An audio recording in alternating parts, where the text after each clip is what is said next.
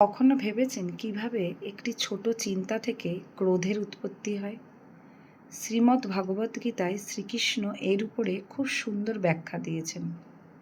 শ্রীকৃষ্ণ বলেছেন, যখন আমরা কোনো বিষয় নিয়ে বারবার চিন্তা করি তখন সে বিষয়ের প্রতি আমাদের আসক্তি বা টান জন্মায়।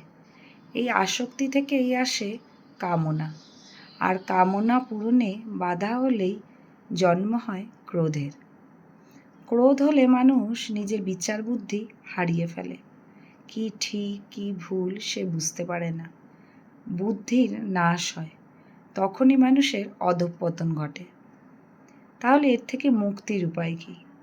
শ্রীকৃষ্ণ এর উপরে আমাদের শিক্ষা দিয়েছেন, আমাদের ইন্দ্রিয়গুলোকে সর্বদা ভগবানের কাজে নিয়োজিত রাখতে হবে। তাহলেই মন শান্ত থাকবে।